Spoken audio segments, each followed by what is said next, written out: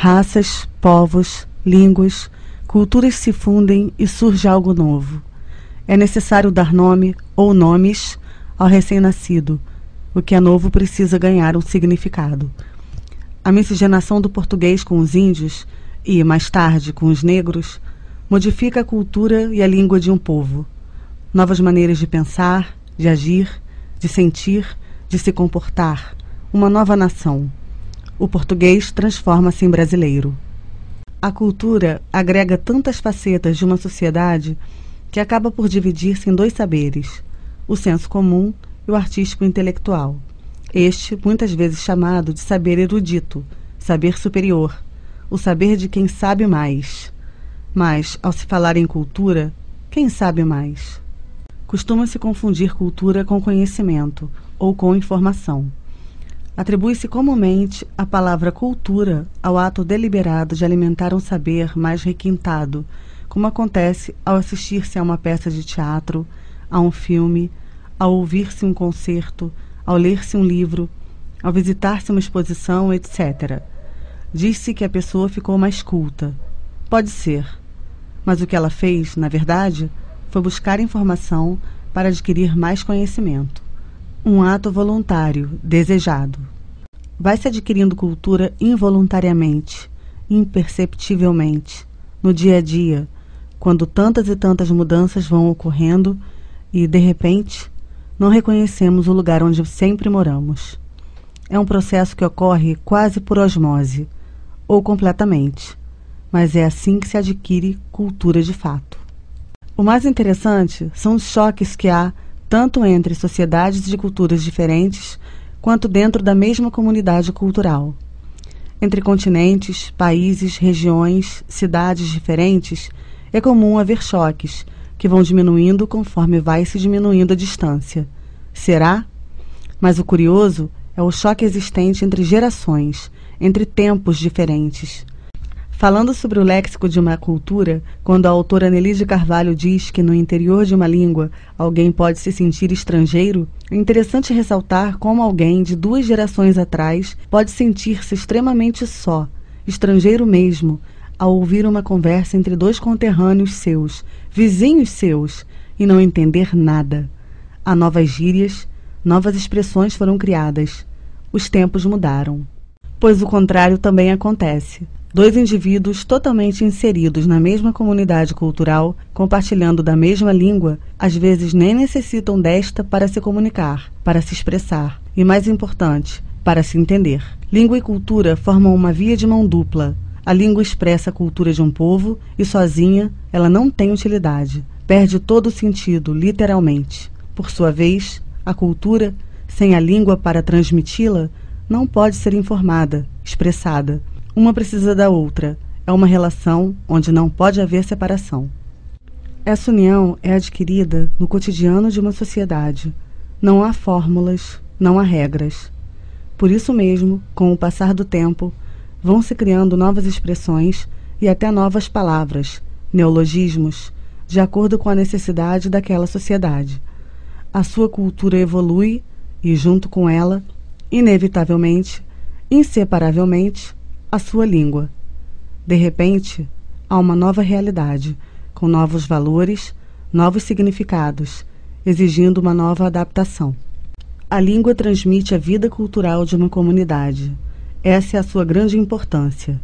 E a melhor maneira de acabar com essa vida é acabar com sua língua.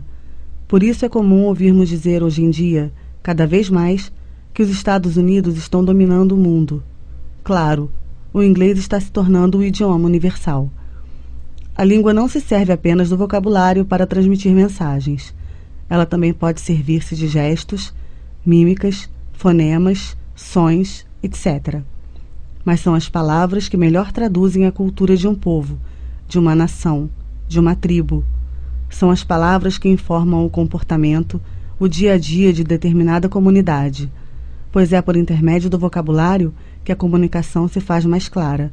Pelo menos, deveria. Em países que possuem a mesma língua materna, como o Brasil e Portugal, com sua língua portuguesa, palavras iguais podem ter significados diferentes, bem diferentes. Um dos exemplos citados no livro é o da palavra bicha, que no Brasil tem um significado pejorativo para homossexual e em Portugal significa fila. Também existem palavras em Portugal que desconhecemos aqui no Brasil, como esparregado, designando um tipo de preparo do espinafre. E existem palavras brasileiras desconhecidas pelos portugueses, como pastoril, conforme citado no livro. Portanto, desembarcar em Portugal não quer dizer que não necessitaremos de um intérprete. Há também a ocorrência de expressões que têm significados completamente diferentes do que teriam se fossem levadas ao pé da letra. Por exemplo, loura suada, que significa cerveja gelada, e cabelo ruim, que o brasileiro usa mostrando preconceito em relação ao cabelo crespo, um tipo de cabelo peculiar à raça negra. Essas expressões fogem do campo da denotação, ou seja, do sentido real, meramente informativo, e penetram no campo da conotação, ou seja, do sentido figurado, do duplo sentido. Voltamos ao ponto de partida, a pergunta formulada pela autora no início do capítulo 5. Até que ponto a mensagem publicitária reflete a cultura de uma nação? Responderíamos que até o ponto máximo, pelo que podemos compreender. Se a mensagem publicitária não estiver carregada da cultura da sociedade a quem se dirige, nunca será captada, nunca será entendida. Para que a mensagem seja, de fato, transmitida e assimilada, o publicitário tem que levar em consideração totalmente, completamente, a cultura em que está inserido. Há que se falar a mesma língua. Há palavras que simplesmente não têm tradução. Há que fazer parte daquela cultura para compreender. O que é saudade, afinal?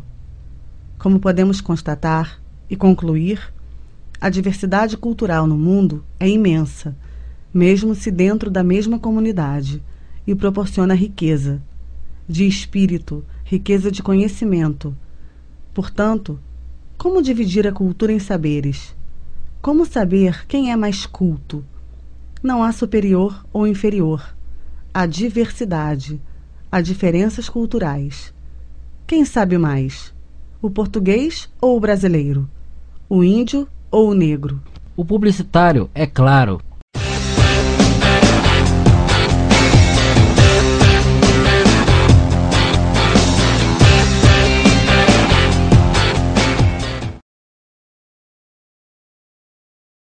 Escolhemos essa campanha por mostrar miscigenação entre duas culturas, a italiana e a brasileira, e respectivos produtos típicos, pizza e guaraná. Até mesmo em relação ao léxico dessas culturas, as palavras são bem peculiares a cada uma. Pizza, da língua italiana, e guaraná, palavra tipicamente brasileira, já que é um fruto encontrado apenas em solo brasileiro.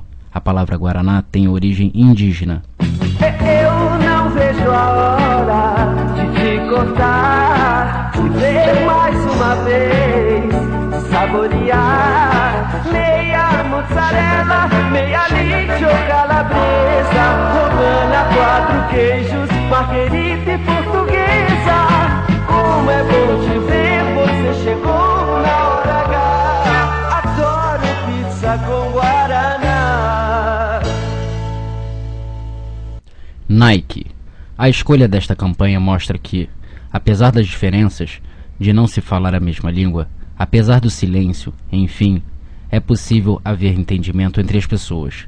O mundo consegue comunicar-se e se entender mesmo com sua diversidade.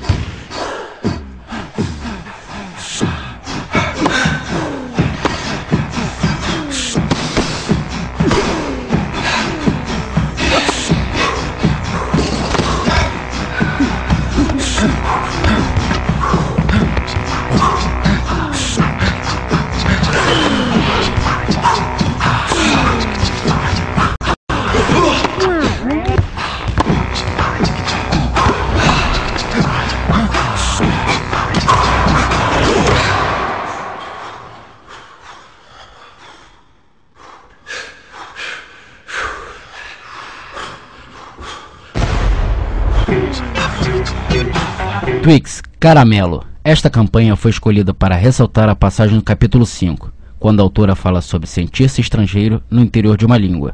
Ao dizer apenas caramelo, desde que nasceu, Mauro, o rapaz do filme, sente-se excluído, até encontrar alguém que fale a mesma língua que ele. Quando Mauro era pequeno, aprendeu uma palavra e não conseguiu mais parar de falar. Isso foi ficando sem controle. Caramelo! Caramelo! Caramelo! Um dia ele procurou um especialista. Biscoito! Caramelo! Biscoito! Caramelo! Biscoito! Chocolate! Caramelo! Biscoito! Caramelo! Chocolate! E assim nasceu um chocolate que é sucesso no mundo inteiro. Twix, biscoito, caramelo e chocolate no maior mix.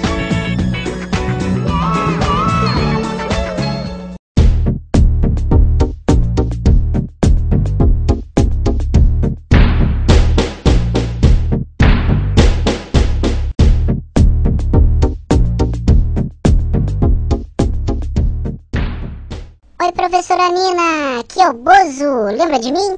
Dá 10 pra esses meninos, hein? Que trabalhão que eles tiveram, hein? Olha só, vídeo, música. Criançada, vocês acham que eles merecem 10? Merecem ou não merecem? Me diga. E você, vovó Mafalda, o que você achou desse trabalho? Analisando com carinho esses ótimos alunos, eu acho que o trabalho está nota 10. Está maravilhoso, estupendo. E você, papai papudo, o que você achou do trabalho desses caras? Diz aí pra gente. 10, é fato. Já tiraram 10. Não vão fazer 3. É fato, Bozo. Porra. Tá bom, chega. Agora pronto, acabou essa porcaria. Vamos lá. Não vou mandar nenhuma, nem duas, nem 3 vezes o papai papudo pra aquele lugar. Vamos acabar com esse programa, já tô de saco cheio. Tchau, criançada!